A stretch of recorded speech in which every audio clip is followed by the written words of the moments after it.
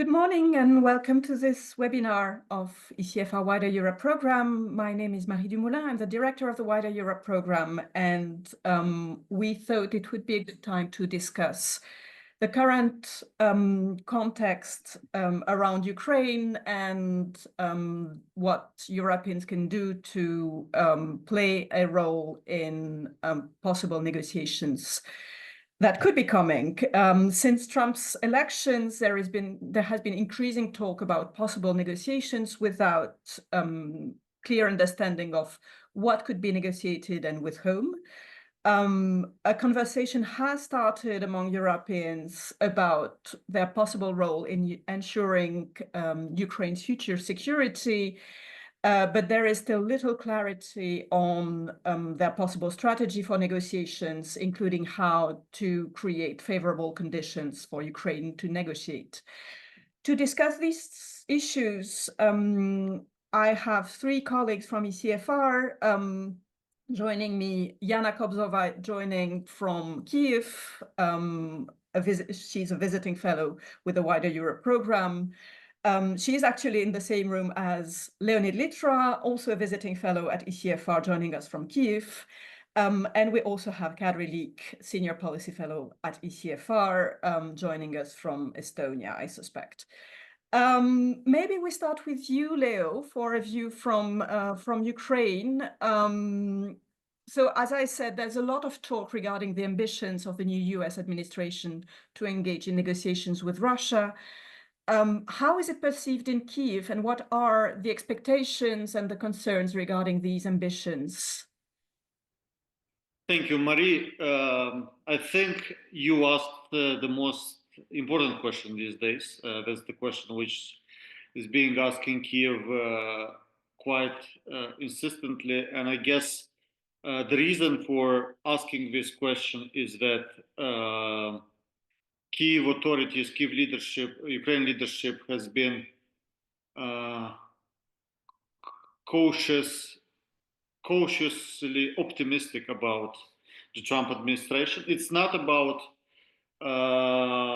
it's not because, they expect from Trump something like real, unexpected in a way to happen, but it's about that if there is a way to be, it's because of the previous administration as well, because if there is a way to be disappointed and grateful at the same time, that is how Ukrainian leadership was about the previous administration. So it was grateful for the support, but disappointment that there were so many opportunities missed in relation to Ukraine. And I think that the signals that we hear from various sources in the new US administration is that they will not change radically.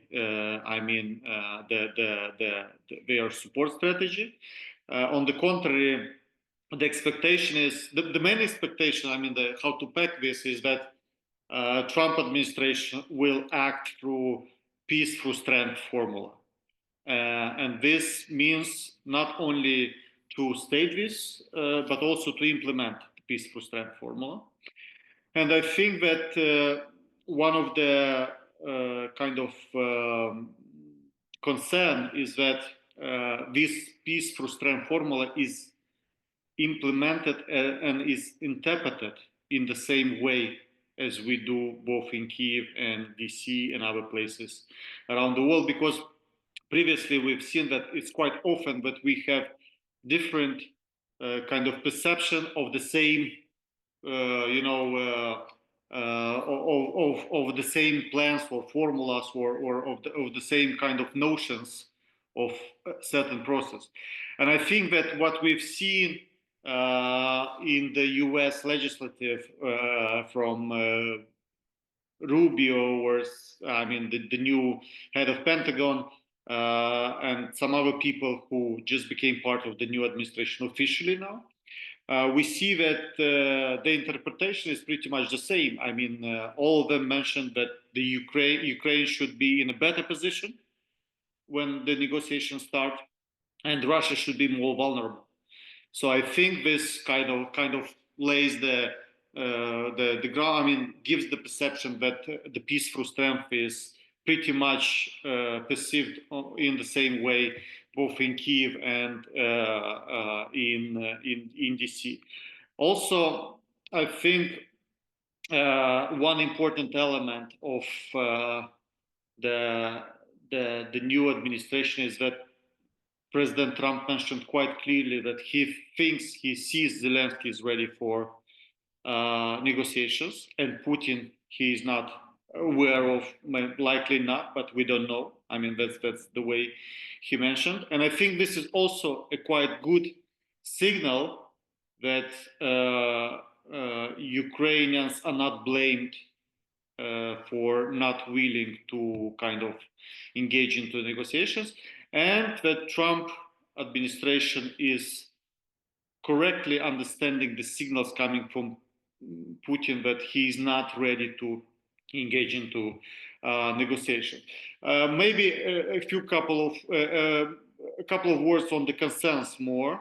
I think that the biggest concern that Ukraine has and main partners is the different kind of take on the issue of neutrality. For Ukraine, this is very important moment. I'd like to remind our audience that Ukraine in 2014 was neutral and Crimea was the next. And it was a legally binding status. It was a non-bloc, non-aligned country, legally binding. There was a law in Ukraine. And only in December 2014, Ukraine gave up on its neutral status and decided to pursue integration in NATO after the annexation, after the war in Donbass. So, second concern, which is likely fading away, is sanctions. I mean, there was a feeling in Kiev that Trump might lift sanctions in order to kind of, appeal to the Russians to engage in negotiations. Likely this is not going to happen. I mean, we don't know with Trump administration for sure, for certain, but I think we saw the statements that the sanctions could even increase in terms of Russia. And of course, the NATO discussion, which I think we saw very clear signals that the Trump administration do not see invitation to NATO for Ukraine as a plausible scenario in the near future. I mean, at least before negotiations. We don't know after that. So I think that in like very short, the framework of this debate is like this these days in Kiev. Thank you very much, Leo. And thank you also for explaining how the peace through strength paradigm is seen in Kiev and what consequences it should have for a negotiation strategy. Maybe I turn to you, Kadri. Leo just said that this peace through strength paradigm meant that Moscow should approach negotiations in a more vulnerable position than it is currently.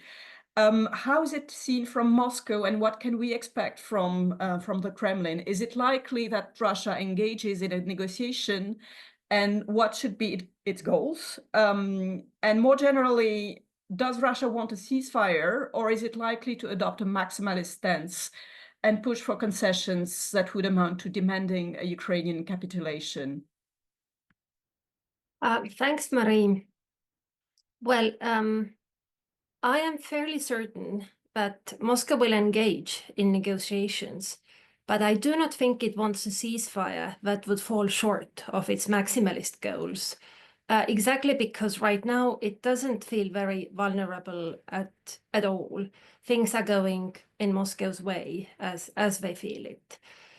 As to what are Russia's aims, these have been notably vague throughout the campaign, but I think maybe the best thing right now is to turn to President Putin's speech from June 2024 to the Russian MFA meeting, the same format actually where he spelled out his infamous demands in December 2021, and the next meeting of the same format was in June last year.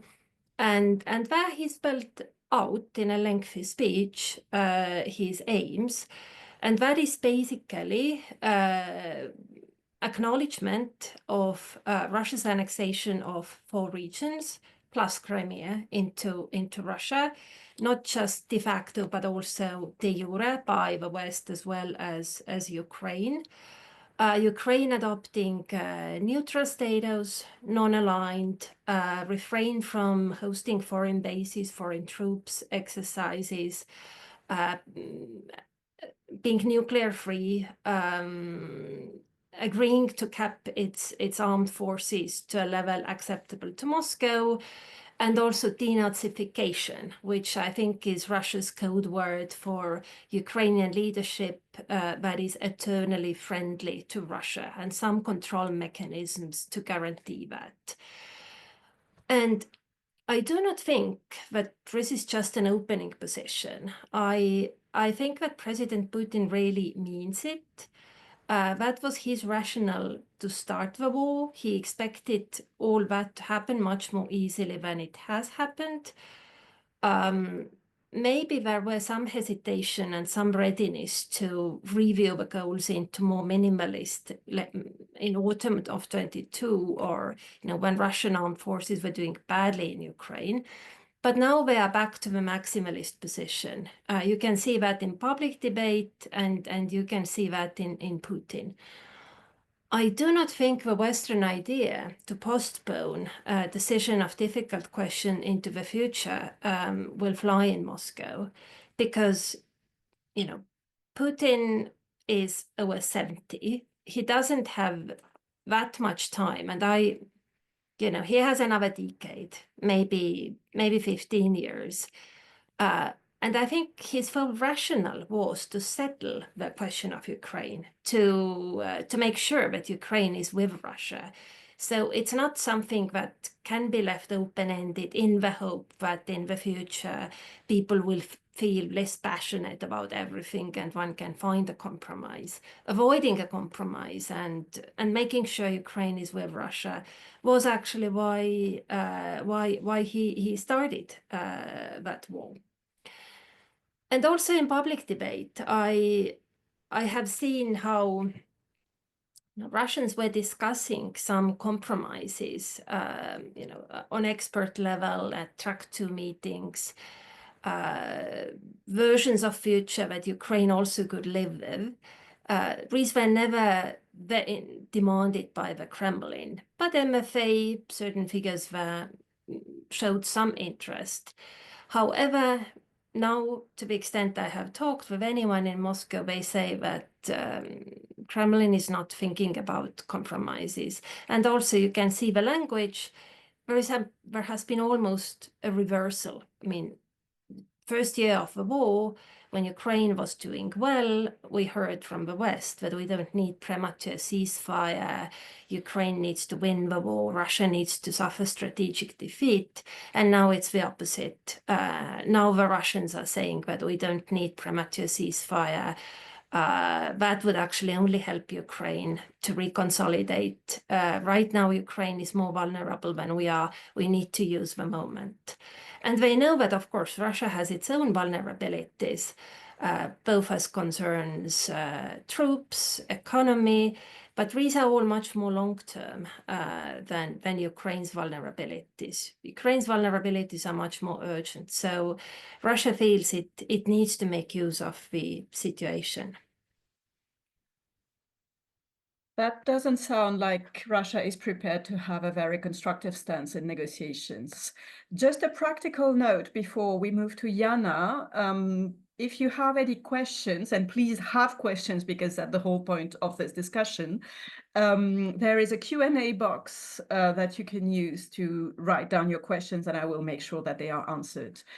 Jana, let's turn to you. Europeans have a role to play. They can offer options to the US administration. They can give Ukraine a feeling of safety for its future, and they can narrow down Russia's options. How can they do that? Thank you, Mari. Good morning. I think these are all good questions. I'm not sure we're asking them at the right time. I think some of these questions should have been asked maybe half a year ago. Instead of that, the EU has been kind of repeating the same narrative of, supporting Ukraine as long as it takes, following the US line. And then after the November presidential elections in the US, the Europeans have basically been in a more or less waiting role. We've been waiting for what Trump's going to come up with. Which at one point, of course, reflects the seriousness and gravity of the US support for Ukraine and its critical role. There is a clear understanding if the US stops the aid, not just military, but also all sorts of other things, Ukraine would have a much harder time, not just on the battlefield, but in terms of running the country as it is. Of course, the Europeans have stepped up some of that support, but nevertheless, there is a clear understanding that the US role in Ukraine and support is far too critical for the Europeans to be making the plans irrespective of what the US position is going to be. But here we are. So that hasn't been done for now. We are in day 10 of the new administration, coming up with new surprises every day. Right now, there is a whole question about what the freezing of the USAID programs, including for Ukraine, mean in practice. There is, of course, a question of what it means for military assistance, but in terms of USAID work in Ukraine, there is a question about all other sort of things, including not just civil society, but also energy security, a lot of healthcare programs, medical assistance, and so on. So that just reveals the vast role the US is and has been playing. And that has, I think, put the Europeans in quite a passive role, not in terms of not providing support, but in terms of waiting for the US plan before figuring out what we're going to do. And we are in a situation when on day 10 of the Trump administration, a lot of the Europeans are now more busy and focused on potential troops in Greenland than they are on Ukraine. And I'm not sure that's going to change. At the same time, we are again in a situation where President Trump talks about the need to end the war, and President Zelensky very clearly signaling he wants to make a deal. And we just heard from Kadri that is not Kremlin's reading. I think the biggest misunderstanding or the difference is basically between thinking that talks necessarily would mean constructive talks and compromises on the Russian side, right? I think there is a clear understanding that the Russians have nothing to lose by starting to talk, and they would continue talking as long as it leads to decrease of military and all other potential support to Ukraine, decreasing the pressure on Russia when it comes to potential sanctions relief, or just kind of not stepping up the US or American support, the European support for Ukraine. So this is where we now, I think what the Europeans need to start thinking about, and I don't mean it ironically, but I mean it really, if they have the capacity to do it right now, with all the other things that are happening in European countries, both domestically and also in relationship with the US, is two things. First, what do you help put the US on the table to persuade Putin to force Putin to start engaging in real negotiations instead of just empty talk of ultimatums and demands which are unrealistic from Ukraine's point of view. And I don't mean just leadership. While there is an increasing support for talks among the Ukrainian society, it's also very clear that those talks and the outcome of those talks would have to guarantee a modicum of security and safety for Ukraine, which, if Kremlin gets its way, is not going to happen, to put it mildly. So there are things the Europeans can be doing in terms of how do we help increase the pressure on Putin to actually start talking. The key priority at the moment is not just sanctions, which, as we have seen early this week, we might have an increasing problem within the EU to agree on because of the position of not just Hungary, but also Slovakia. It's also how do you help stabilize the front line? That is something that is increasingly painful in Ukraine. That is something that's going to be much felt if the US military assistance stops or decreases. And I'm talking about the perspective of the next few months, right? If Putin believes he can push on the front line, there is no need to engage in serious diplomatic talks for him, or he can just engage in talks for the sake of talks. So that's one thing, can we help stabilize the front line? What are the things we can help? Not just in terms of military supplies, also, helping the Ukrainian military rethink or maybe modify some of the ways they're doing things when it comes to recruitment, forming new brigades, how do we use them, and so on. These are things that Europeans can be helping with. And the other one is, frankly, continue increasing the pressure on the Russians. If we cannot agree on the new sanctions, maybe we should be looking much more at closing the loopholes which allow the Russians to continue to run their economy in a way that is for now sustainable. And that is something we need to do much work on. The last point I want to make about the talks is that we are in an ironic situation. Putin believes he's got all the time he needs, and maybe the time is for 2 years, but he definitely thinks, or he seems to think, that it's the Ukrainians who are running out of time. And at the same time, you have the new US administration that has put itself on the clock. You're basically signaling to the Russians, we have 100 days to agree on a deal. We're putting ourselves under the pressure of deadlines and kind of signaling to everyone, especially to the Russians, we want to have a deal. We really want to have a deal. Let's talk. We really, really need the deal. Which I'm not sure is the best way forward, or not just in terms of tactics. I'm not talking about the outcomes. And the same goes for the statements coming from the new US administrations about the potential membership of Ukraine in NATO. This is something that might be, or that the Russians would definitely put on the table. Why do you give that to them now, even before the talks start, if you say Ukraine is never going to join NATO? It's just in terms of negotiation tactics, or kind of, luring the Russians into a real conversation. That is something which might work both ways. Thank you very much, Jana. And you also created a transition to what I was just going to ask to Leo, because obviously the question of Ukraine's security in the long term is at stake when discussing an invitation to NATO, but more broadly, it's one of the key questions for Kyiv. What kind of security guarantees can Ukraine receive from its Western partners to make sure that a future deal will be there to last? You've been doing quite some work on that, Leo. So what are the options on the table? Well, I think it's very important to understand that Kyiv sees basically one option, most preferred option. But before that, I would like to say that, when in medicine, just to do some parallel, you have a diagnosis and you have a treatment, which is strongly linked to the diagnosis.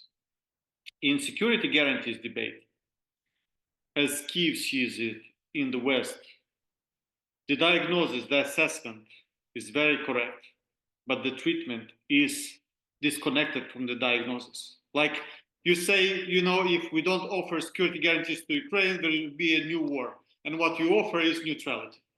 Come on. Like, how is it that connected with the assessment?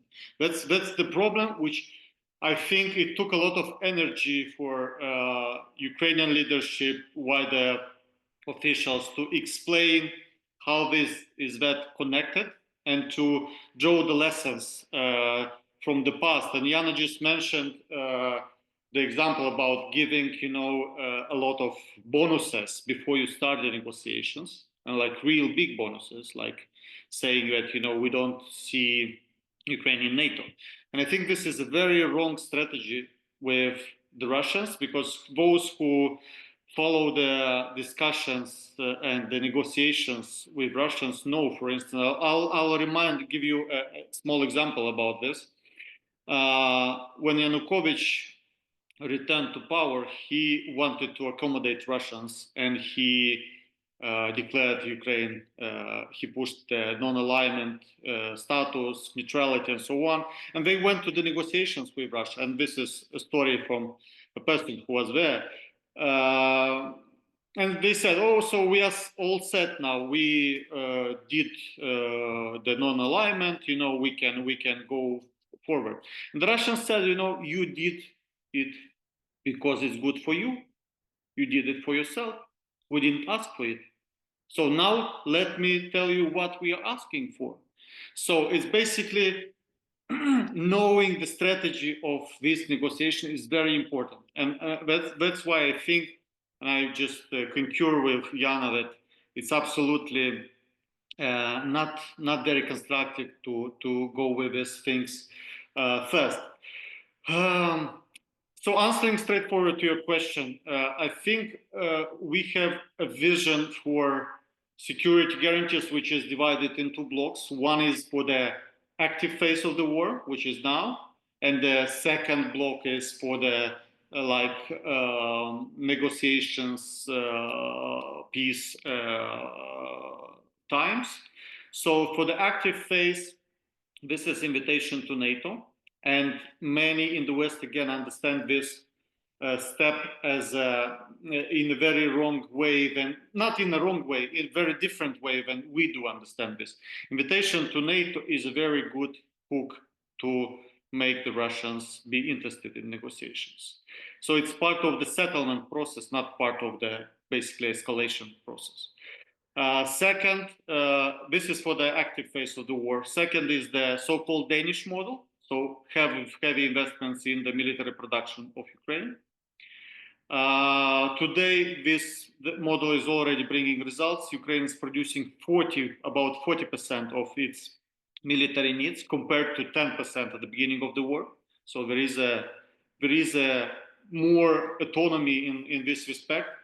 Third is bilateral security agreements, something which is already taking place, but the implementation is a little bit difficult, I would say, with some countries committing amounts of money and not delivering. You know, it's like, again, the diagnosis and the treatment, you know, is the problem. And a contingent of at the level of advisors and instructors deployed in Ukraine, and maybe prepare the choreography for the boots on the ground, the next phase. And the next phase, the second part of this security guarantees, is a combat-ready mission deployed to Ukraine. I mean, something along the lines that President Macron mentioned, but this idea is kind of being discussed, debated now. Bilateral security guarantees from NATO countries, legally binding, and this is, I think, it's real, because if you look at the statements, the article of Kellogg, this is one of the things he was suggesting: bilateral security guarantees, legally binding bilateral security guarantees. So it's not like, it's like Sweden got and Finland when they were during the process of accession, but more stronger, because if you look at the UK statement for Finland, it was a statement, a political statement. So you need to move some metal around in NATO in order to make sure that this is kind of, it looks credible. Close the sky. Third thing, element of this security guarantees should be closing the sky. We understand that air defense shield is very unlikely to be implemented with the amount of resources the West is willing to give to Ukraine. So it will be rather air patrolling mission, something like NATO air patrolling in the Baltics, for instance. Well, basically going around the concept of sovereign sky, the control of the sky, which will be implemented mainly with the fighter jets, not with the air defense. And of course, Danish model, again, more investments and implementation of bilateral security agreements. All this should end up sometime after the war ends with a process of integration of Ukraine into NATO. So this is kind of the sequence that Ukraine sees in this respect. I understand that for some of these elements, there is no appetite in the West, especially for the NATO, but I don't see how do you basically engage in security guarantees. And there are risks Ukrainian society is willing to negotiate, but is not giving green light to Zelensky to have a very bad deal for Ukraine. So that's why I'm saying there are big risks, and frankly, I don't think it will be possible that US would say, you know, this is the deal, take it or leave it. It's not going to work like this. We've seen early 2024 when the US was not giving anything to Ukraine. You remember the days, the months, and it didn't change in a way much in terms of strategy. It weakened Ukraine. It made Ukraine more vulnerable, indeed. But the Ukraine did not surrender in a way if this is the right time. So there are high risks associated if there are no security guarantees in place. Thank you. Thank you, Leo, and thank you also for underlining the question of the credibility of these security guarantees. And this question has actually two sides. One is how credible they are in the eyes of Ukrainians and whether they believe that this will enhance their security. But the other side is how credible they are in the eyes of Moscow. And so let me turn to you, Kadri, again. How would Moscow look at security guarantees provided by Europeans without a US backing? And are they likely to be credible enough to deter further Russian aggression? Thanks, Marie. I don't think so. I don't think that Moscow would take European security guarantees and European troops in Ukraine seriously if not backed up by the US. In any Western troops in Ukraine, in bigger numbers and openly, would escalate. Moscow would see that as NATO entering the fight on the side of Ukraine. But there is a huge difference on whether that involves the United States or not. If the United States is in, then I think Moscow will see it as decisive moment. That's the sort of ultimate fight for Ukraine and for the principles of foreign policy, of European security order and everything. So that would be the ultimate standoff, and seriously so.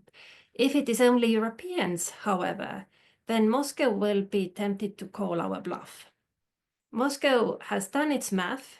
They know that European troop numbers are meager. Europe doesn't really have a powerful contingent to send to Ukraine. If you take into account rotations, everything, and also the need in parallel to keep some troops to strengthen NATO territory, placements in the Baltic states and elsewhere. So they would, and also, it's interesting to me to see how Moscow is actually reassessing Europe. For years and years, they had assumed that the problems between Moscow and the West originated in rivalry between Russia and the US. It was the US that was the problem.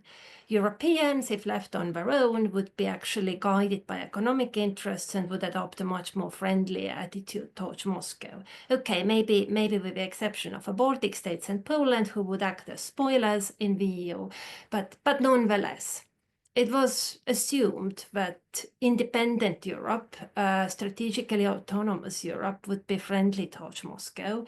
And only now they are starting to see that actually there is some normative backbone in European thinking, and annexation of territories and all that is really a no-go with Europe, and we actually mean it. Especially now, I mean, with Donald Trump declaring that he wants to take over Panama and Greenland, I mean, that was good news for Moscow, because that's the rules of international behavior that Moscow understands and subscribes to. And that means that with sort of normative stance coming from Europe, but is not backed up by any serious force, I mean, Moscow will simply be tempted to do away with it. So I really hope that the Europeans know what we are talking about. I I'm happy that Europe has started to discuss how can we support Ukraine also without the US, what can we do to create dilemmas to Moscow.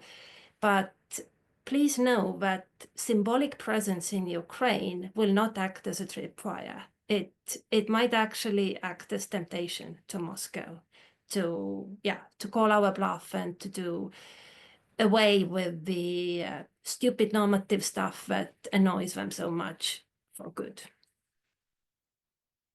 Thank you for the very sobering speech, Kadri. Before we move to the Q&A, Jana, one last question to you. What else can Europeans do to make sure that a future deal, if any, will enhance European security, including the security of Ukraine itself? That's a very easy question, Mary. Thank you. No, I think I will just say very briefly. I mean, one thing is there is little doubt that some talks will start, but I think the Europeans need to start preparing for a scenario where the talks continue, don't bring much of a result, and Trump just walks away and says, this is Europe's problem. You need to deal with it. That's first. Second, the dilemma you have is that for Russia, weak, neutralized, with minimal army Ukraine is a security guarantee. They see it as like, this is our security guarantee, which for the rest of Europe is a security vulnerability and a liability.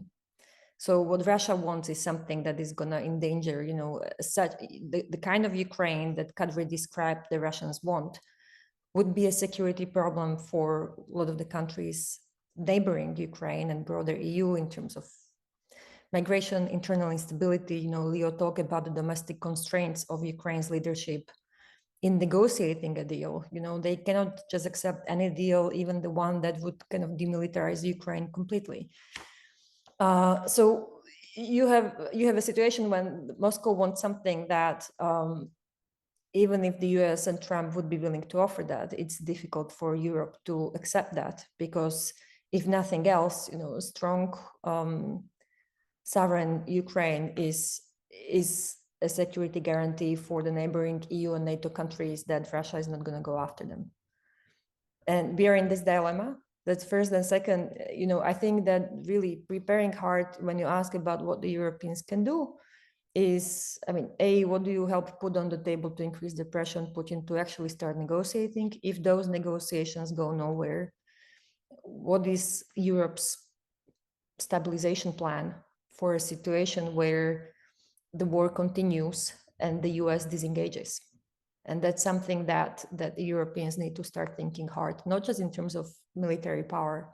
And we would all love to be surprised by Trump's bold decisions along the lines of what Leo said would suffice as security guarantees for Ukraine. But if that's not forthcoming and nobody has a guarantee that this is going to happen, where does that leave the Europeans? What can we do to help to stabilize the situation if there is no negotiated end of the war in the next months or years?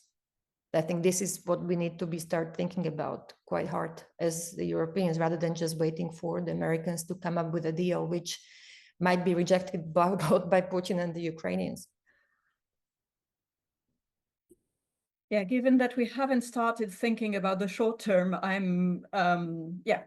agree with you. It would be time to also start thinking about the long term, but there is some homework to do before that. Let's move into the Q&A section, and please write your questions in the Q&A box. We already have several questions that I will try to summarize. We have two questions regarding NATO.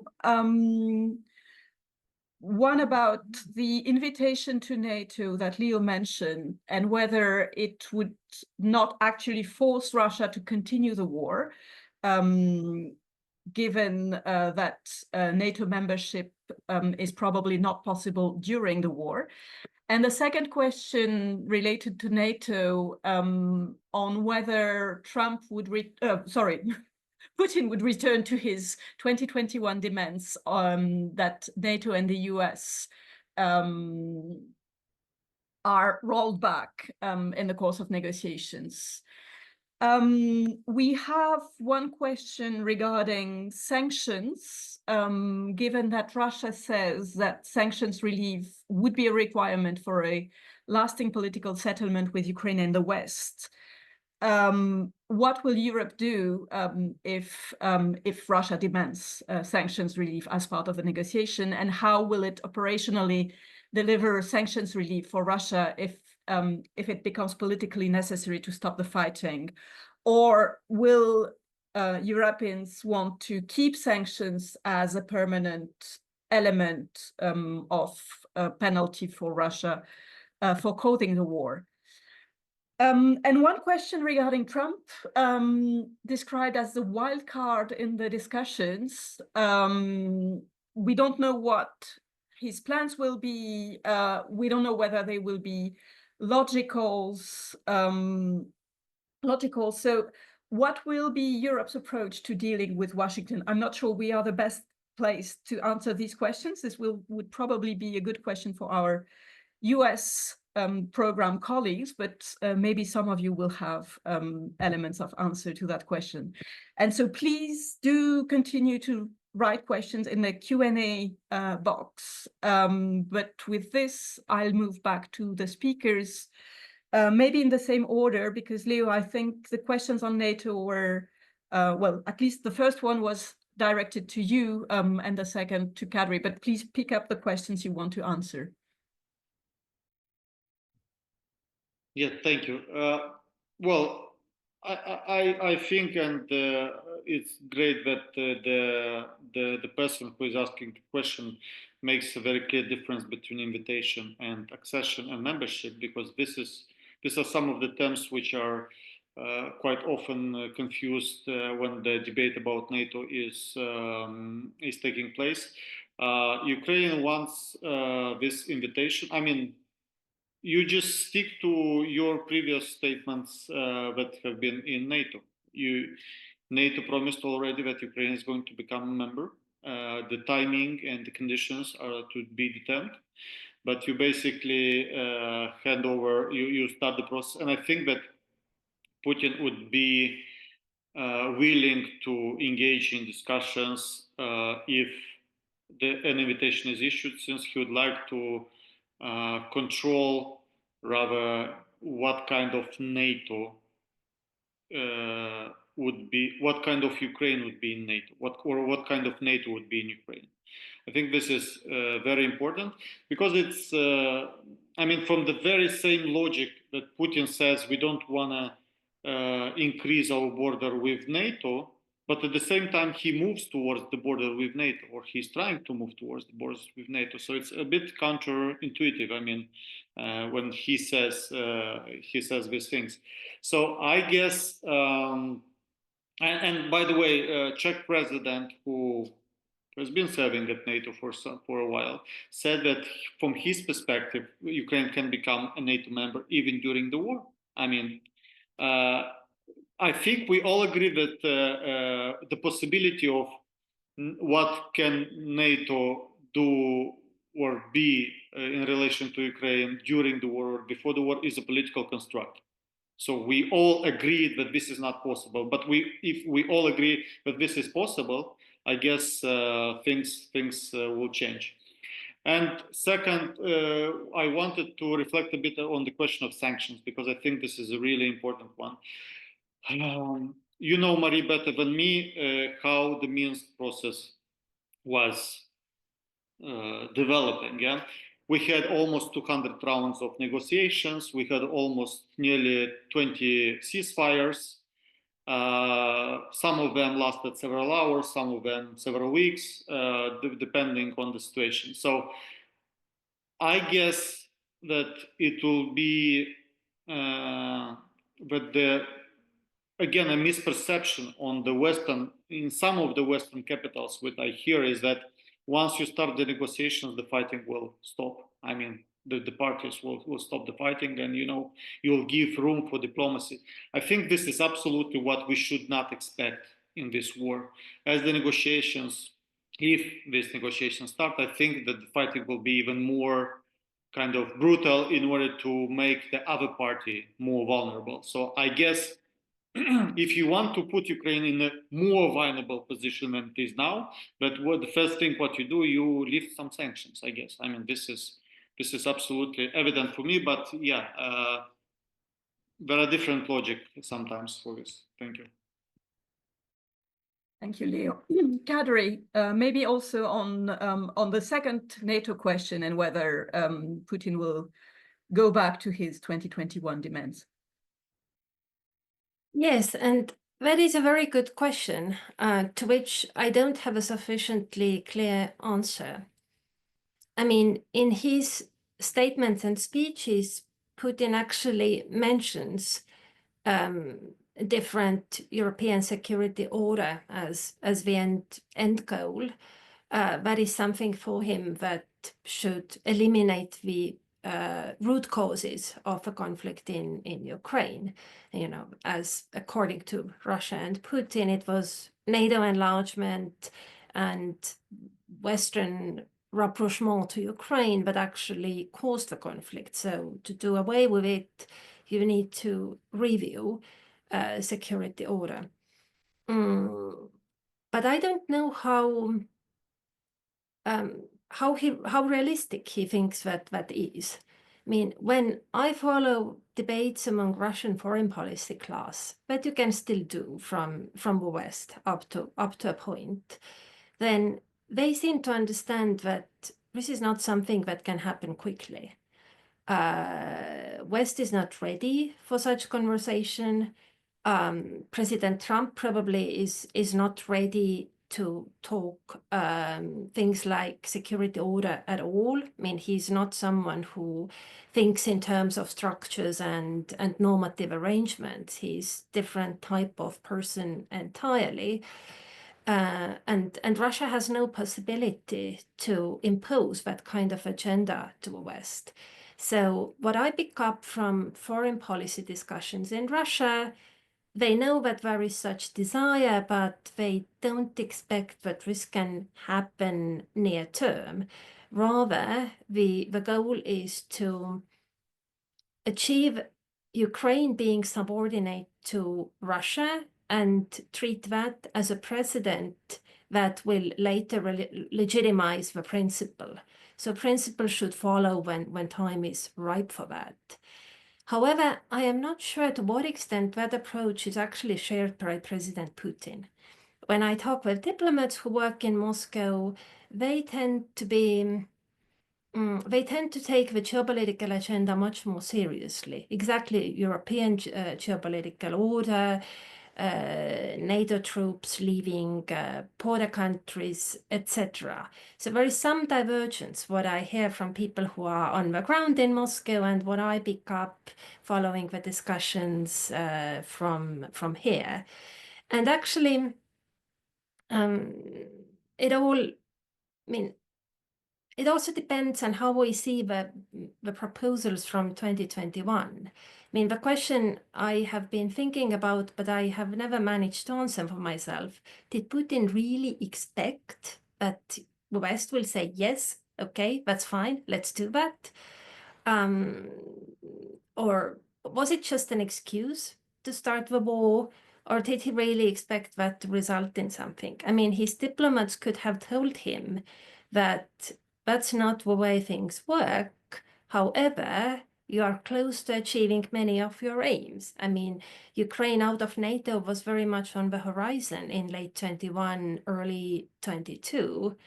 Biden offered Russia to discuss security, including, conventional arms, etc. So Russia was getting a lot of what it had asked for, but not in the format that Putin asked. So, it really depends. If we think that he was serious about those aims back then he probably is serious about it now as well. So yeah, sorry, it's not a clear enough answer, but I think that is the best I can give. And also a few words about sanctions. I think in Russia's agenda, sanctions relief maybe was more important when they were still thinking about some kind of compromise. I mean, sanctions relief in some areas would have been an important part of that compromise, and that would have allowed Russia to revive some sectors of its economy that are suffering. Now, when Russia is again tuned on maximalist agenda, I don't think that sanctions figure as decisive thing in their agenda. Ultimately, of course, they will ask for it, and also if they achieve de jure recognition of annexation of 4 provinces into Russia, then it's logical that sanctions related to the war in these regions should also be dropped. So it's sort of linked to the maximalist approach, and I don't think they are ready to give up on maximalist demands in return for sanctions relief, unless we manage to create conditions to change the thinking. Thank you, Kadri. Yeah, changing their thinking will probably not be easy. Jana, I think you're left with the Trump as a wild card question, but you can also elaborate on NATO and on sanctions, of course. Thanks. I will actually have just 2 very brief points. One on sanctions. Yes, I mean, if there are negotiations, sanctions really will have to be part of it. The key is in terms of negotiation tactics, how you do it in a way that's benchmarked. You don't lift the sanctions before the other side delivers. That's it. It's that simple. The other question, of course, is if there is a potential settlement, and that's a big if, I think, in my view, who's going to pay for the reconstruction. And I think that's where the question of Russian assets is something that will have to stay on the table. There is no way the US or the Europeans, not to mention the Ukrainians, would be able to cover that. So that's on sanctions. I think on Trump, I'm not sure we appreciate how big the change is going to be. And I'm not saying it's going to be good or bad. I'm just saying that the change is going to be big. And in terms of US approach to Europe and to global order. And I think that we are stuck in a situation when we are still discussing rules-based order and rules that we want to have valid in Europe. Are we prepared to defend them?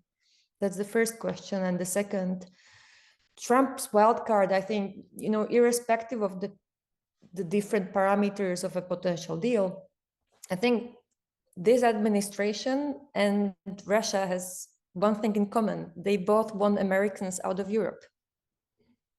This is something the administration has, for different reasons, of course, right? Very different reasons, but there are ways where those interests overlap. And I think it's very important for the Europeans to start taking this seriously and looking at what would that mean for them. I for one believe it would be a huge security loss for the EU and European members of NATO, not to mention Ukraine.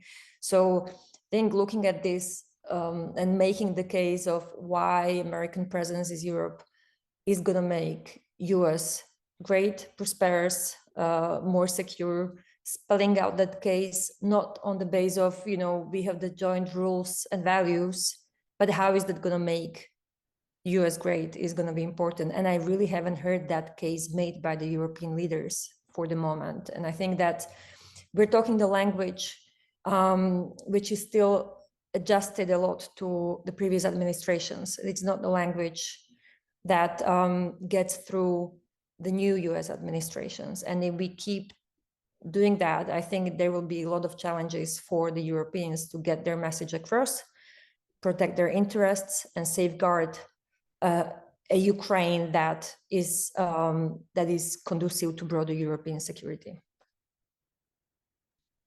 Thank you. We have a second round of questions, most of them focused on European member states. I think we will have time for a third round, so please continue to write your questions, but let's first look at the questions that we have. So as I said, we have 2 questions on EU member states. First one, what can the EU do if the majority of leading member states is not willing to pay a sufficient amount of money for defense and building up credible capacities, especially if it leads to the loss of elections as exemplified in Germany? I would not quote France here, but yeah, that's a different question. And a second question that has to do with EU member states. The head of Project 2025 is now the head of the Office of the Budget and Management in the US, which makes clear that the US will abandon Ukraine and ignore EU to a large extent. We now have a Polish EU presidency, 2 Baltic commissioners in charge of EU foreign and security policy and defense, plus the UK that wants closer ties with the EU. So this is a group that should lead Europe's defense. Is Ukraine talking to this group regarding defense, but also regarding a new diplomacy? Then we have 2 other questions. One on other actors, specifically Turkey, whether it can play a role in moving the sides towards a negotiation, and also regarding OSCE. Do you see a role for the OSCE in implementing a possible agreement, for example, in ceasefire monitoring, etc.? And one last question for this round. Shouldn't we concentrate on the mass information campaign addressed to the Russian population, explaining that Putin is a war criminal? And I would make this question broader and possibly address it to Kadri. What kind of communication and what kind of channels of communication do we have with the Russian society regarding what Russia is doing in Ukraine? Yeah, these are not easy questions. They are quite broad. Should we take them in the reverse order and start with you, Jana, maybe with the questions on EU member states? Sure, I'm gonna be brief. I think, you're talking about the 2 Baltic commissioners. I would also mention Polish commissioner who is the commissioner for budget, which where much of the defense spending might be discussed. Yes, in theory, and I think this is what the Ukrainian side has been doing. If you look at the proposals for the coalition of the willing or of the committed or the resolute, we're basically talking about the Nordic-Baltic axis together with France. But I want to remind you that day 10 of Trump's presidency, some of these countries are discussing Greenland, not Ukraine. So this is why I say that, I think the Europeans need to have a very sober definition of what their interest is going to be and how they're going to protect it. And I think the Ukrainian side is understanding that. That's why these engagements with different partners and potential allies continues. But we need to appreciate the unpredictability of the US administration steps and how that might dilute some of these efforts. Because as Kadri mentioned, we don't have 3 sets of armies we can deploy simultaneously everywhere. That goes back to my plea of, the Europeans engaging with Trump administration, finding ways where they can complement the US interest in a way that addresses their security concerns, wrapped in a presentation that makes America great. This is where we are. Yeah, I think I would pause here. There's a number of other things you've asked, but I think my colleagues can answer that better. Kadri, pick up the questions you want, but yeah, please answer the question on the communication with Russian society in your remarks. Indeed. Thank you for the question. I think the answer is no. I don't think a big public information campaign explaining that Putin is war criminal is realistic, and I don't think, even if it was, it's not going to change hearts and minds in Russia. Partly because I think Russians are sort of rallying to the flag, or one of my favorite sociologists in Russia, he even has a thesis that Putin is someone, on foreign policy matters, Putin is someone who articulates the views of a Russian society instead of shaping them. That, great power thinking is there in the society, regardless of Putin. And up to a point, that certainly is true. I mean, the implications can fluctuate. People can adopt different positions, but but there is something. I mean, Russia thinks of itself as a country that is entitled to a sphere of influence and having influence beyond its borders. And also, I think we underestimate to what extent Russia has managed to sell it as conflict between Russia and the West, not Russia and Ukraine. I saw the effect of that on Russia's even expert class. I mean, they felt horrible when the war started because it was really Russia invaded a smaller neighbor country without provocation, without anything. I mean, it was as blatant violation of international law and everything, all ethics, as you say.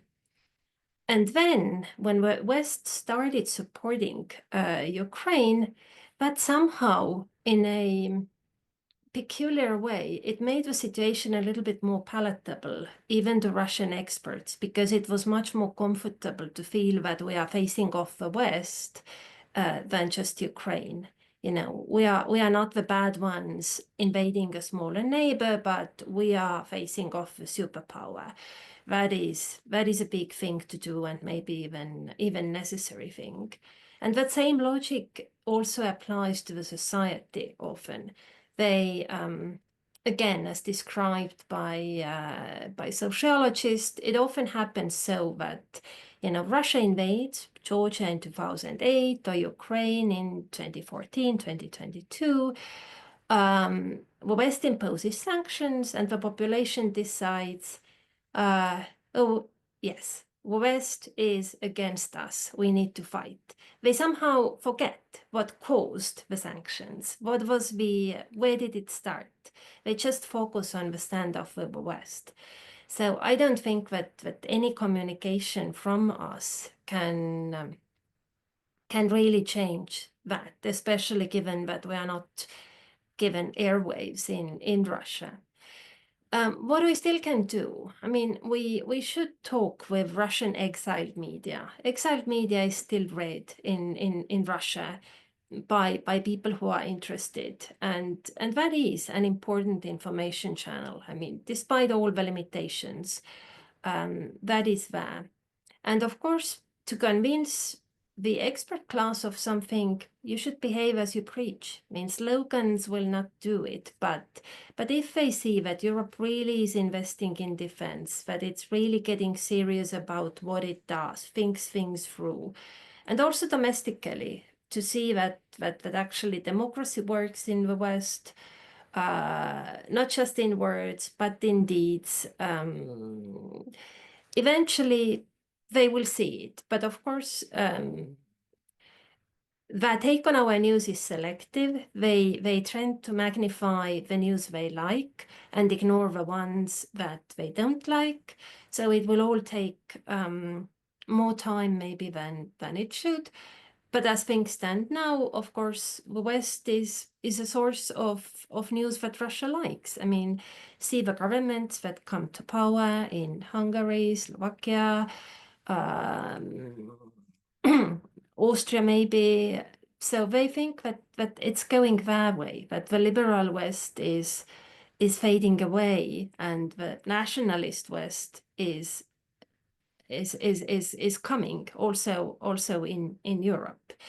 So yeah, I think that to make Russia take some of our positions seriously, we should reverse also some of the domestic dynamics, and that yet again can be done not with foreign policy slogans, but actually by offering your population what they think they need. So I'm sorry, I always feel very helpless when I tell diplomats that you need to make democracy work for your population. That's not what diplomats are for. There are other people in governments who are in charge of that, but I cannot help thinking that this is really the key also here. Yeah, which corresponds to the all of society defense conceptions that is gaining traction also in the EU. Leo, let's turn to you. There is still a question on the role of third actors, including Turkey and OSCE, and I see that Jana wants to come in again. So Leo first you, and then Jana. Thank you. Well, I think just before I get to Turkey, I think that it's quite important. Well, the outcome or the implication and the involvement would be defined by the fact how aware are on the one hand, the US administration and the European countries about the outcome of the war on their future security, economic prosperity, and so on and so on. I guess that in case of Trump administration, so far we have quite a mechanic movement that we had to fix it and not to distract ourselves from other issues. I think this is the take. I also see some of the people in his team, Waltz, Kellogg, and so on, who are kind of understanding much better. They are aware of what would be the implications in terms of the outcome of the war. I see in the EU a bunch of countries, Nordic, Balts, plus France, who also understand and try to steer the thinking. The moment, so it depends on this level of understanding what would be the involvement and the implications. I'm really sorry to hear, because we talk to our European allies quite often, and they say we have nothing left in storage. 30 years of the war, guys. I mean, what do you mean it's nothing left? It should be one more storage since then. I mean, we have interceptors for Mamba, for the SMT, yeah? Third year in war, we don't have production of new interceptors. Still, Aster 30, the interceptors. 3 years. I mean, you can understand many things in the first year of the war because you have to organize the process. But 3 years of the war, that's why Putin, and I agree with Kadri, Putin doesn't see that Europeans are really fulfilling or are connected. Their statements are connected with the actions. Yeah. So I think this is one important thing. Turkey, well, I guess they can be a broker. I mean, I think Ukraine has no objections towards them in terms as a broker. We don't like that Turkey doesn't see Ukraine in NATO, of course, but at the same time, they had an attempt. You remember earlier 2022 when Ukraine and Russia was negotiating in Istanbul a peace agreement. I would say it was a capitulation agreement for Ukraine because Ukraine would have been left without army, neutral, sanctions lifted, and everything was. So it was a colonizing strategy of Russia for Ukraine. So I mean, they can offer the platform. Not that I think that they can do, the shuttle diplomacy. I don't know how to say, to do the mediation between the two. I don't think they can do this, but maybe I'm not that well informed. Thank you. Thank you. We have a couple more questions, but I'm not sure we are the best placed experts to answer them. One of them is about the Joint Expeditionary Force. So this force constituted of UK, Baltic states, Nordic states, and Netherlands. What would you like this force to do more in this context? There is a question about Kaja Kallas and how much she can change in the EU's approach. And then there's a question about the Russian society and the fact that challenging the regime is basically putting your own security at risk when you're in Russia. And so how can we improve the survivability dilemma for people opposed to the war and to the Russian regime? I have a question of my own, maybe to trigger your final remarks. There is a scenario in which the US and Russia agree that Ukraine will not be in NATO, but that as a compensation, it can be part of the EU, and that both countries actually push for the EU to accept a quick membership of Ukraine in the EU. There will be consequences both for Ukraine and for the EU, and potentially very destructive consequences of this scenario if there is no serious security guarantee for Ukraine as part of the process. What would you describe, how would you describe these potential consequences, and what should Europeans be prepared to put in place to make sure that this is not a risky and destructive scenario? With this not easy question, let's move back to the speakers. Maybe Leo, you go first. Answer the questions you want to answer, including mine or not, if you don't want to answer it, but please, some concluding remarks before we wrap up this discussion. I'm going to be brief. Few points. I guess it's very difficult to imagine EU integration without NATO for many reasons. For Ukraine, I guess. There could be some other options in terms of security guarantees, but I don't understand why we shall choose more expensive options, more complicated, if we have the easy one. I mean, that's something. And I think it's not safe to say Ukraine can integrate in the EU without NATO or something alike in terms of security guarantees, because I think investments won't come, people won't return, so it's not doable in practical terms. For Kaja Kallas, I think the question about Kaja Kallas, well, aside from the fact that we know what she has at breakfast, I think that we expect from her more initiatives on using some of the possibilities that the EU has. Like, we've seen the disaster which has been taking place with the EPF,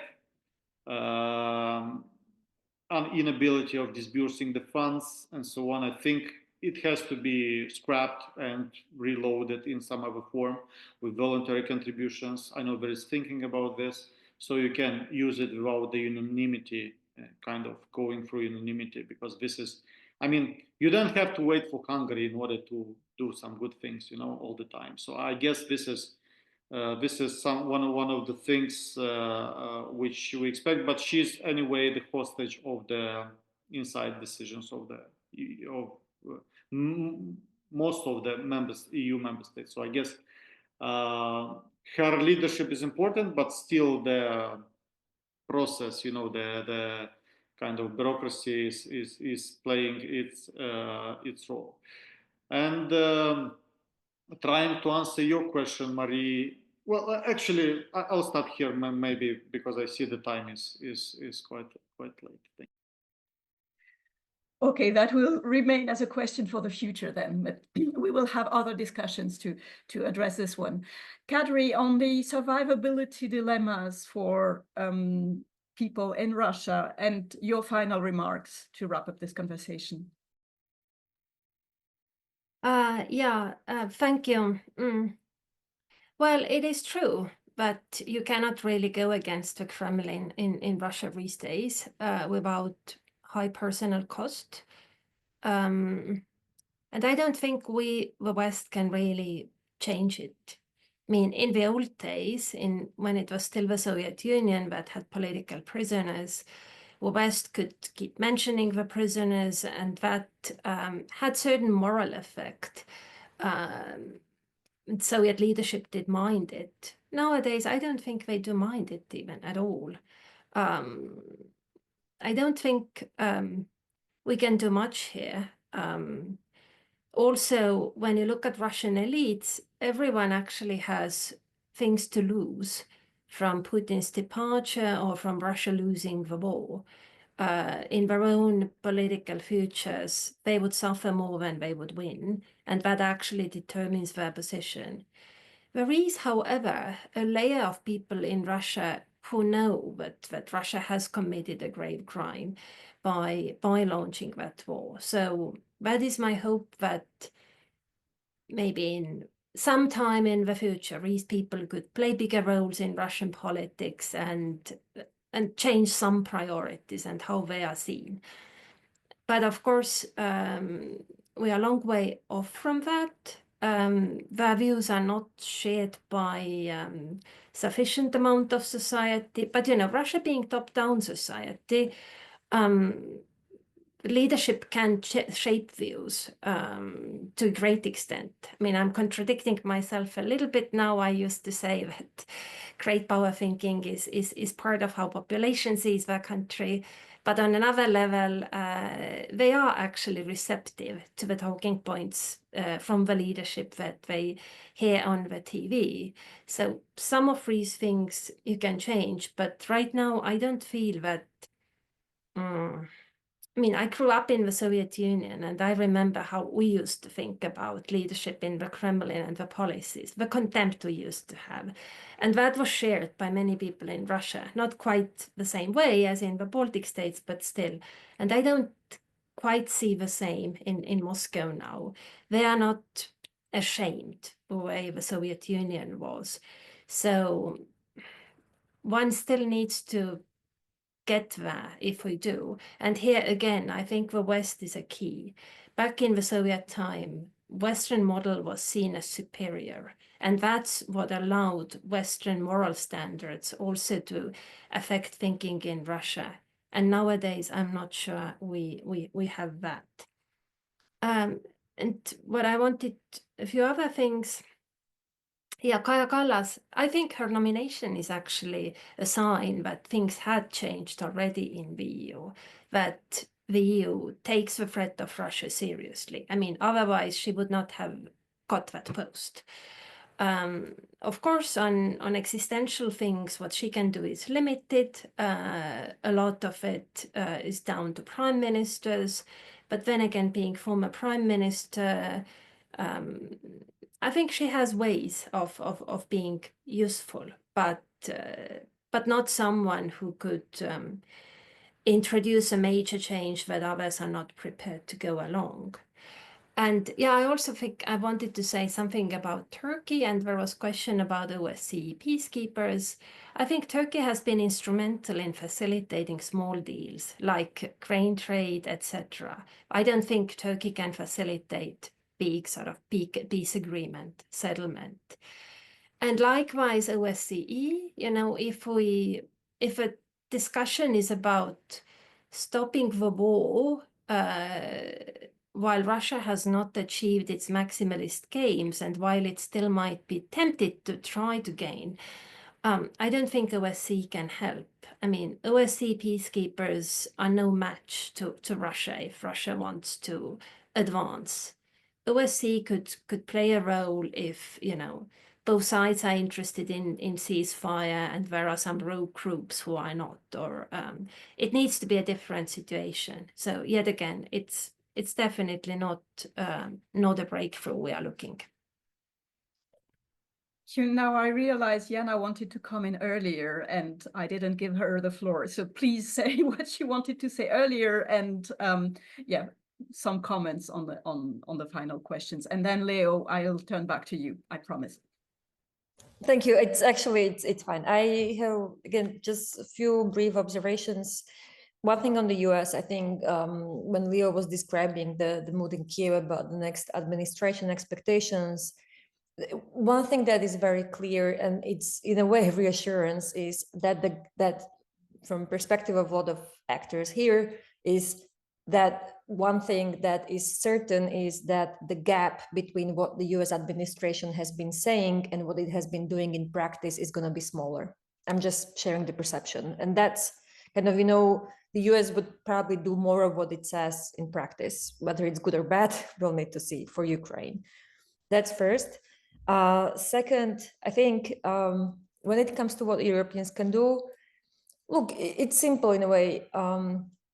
Europeans need to choose whether they want to be a bystander or an actor. And in a way, this is a unique situation where Europeans can be an actor. Everybody's talking, including myself, about the indispensability of the US military assistance and other assistance. But in fact, the EU has been crucial in keeping Ukraine running as a state and including its military effort. So, but what that means in practice is, internalizing two things. First, I strongly believe, Ukraine's neutrality is just about postponing the next war. Ukraine's neutrality is going to create security dilemmas or more problems for the Europeans.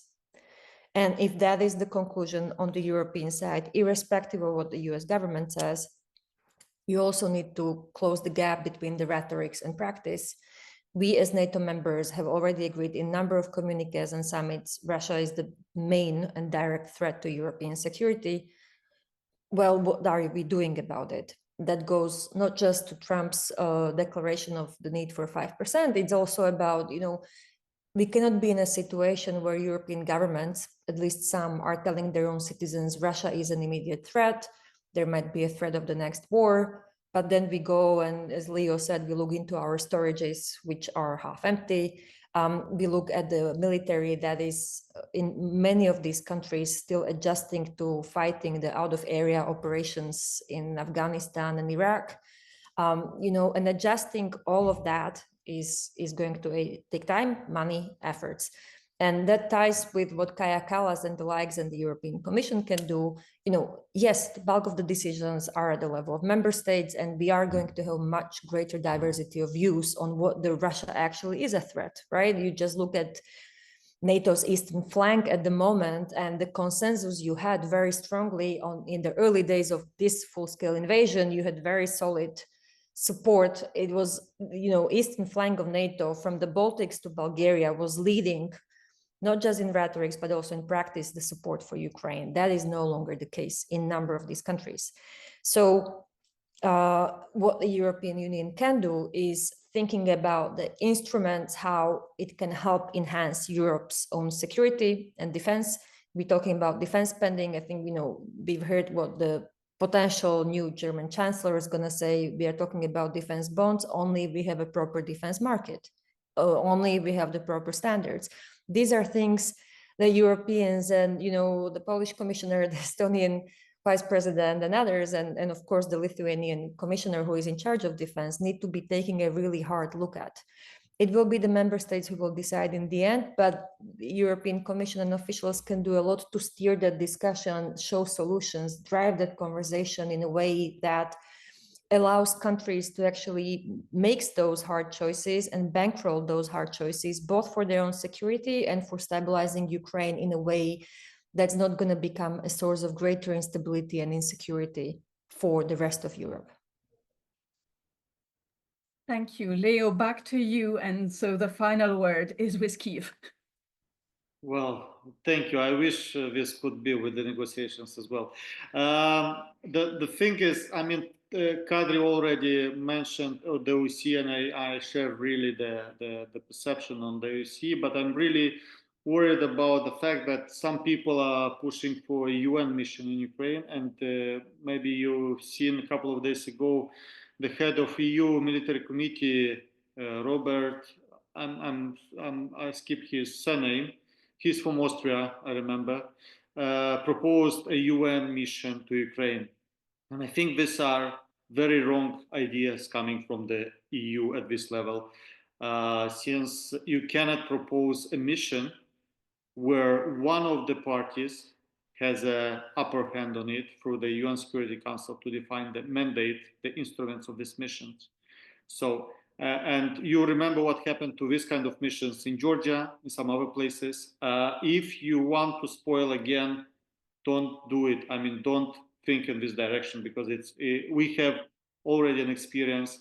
And in general, I think it's very important to to underline again the neutrality. This will kill Ukraine. This will create a lot of insecurity in Europe. And the problem is that if this happens, you will see a big Georgia close next to the EU borders, and this would be Ukraine, where the Russian parties would be funded and take over again somehow the power in Ukraine, and it will become a much bigger problem than it's now for Europe. So, and my last advice is to do things on time. There is a lot of over debating, over thinking about many things. We saw, for instance, Biden administration introduced good sanctions a couple of weeks ago. Why 3 years after the start of the war? I'm asking myself, why now? What was the kind of, the assessment that these sanctions should have been there 3 years after 3 years of war? I mean, we expected this in day one, of the war, frankly. And so you can do things on time. You can do things on time. And if you do things on time, you basically resolve a lot of the problems in the future. So I really hope you don't, in the EU, does not do overthinking and over debating. Thank you. And I can't say that we are overthinking or over debating, because our role as a think tank is precisely to think and allows for the debate, but with a view to allow Europeans to do things on time, as you say, Leo, and that's probably one of the lessons learned of these last 3 years, that we've always been too late with actions, probably also because we were late with thinking. With this, I propose that we wrap up our conversation here. Thank you to our speakers. Thank you to the audience for the very good questions. And I promise we will be back to continue debating and thinking on these issues, and hope that action will follow. Thank you very much and have a nice day.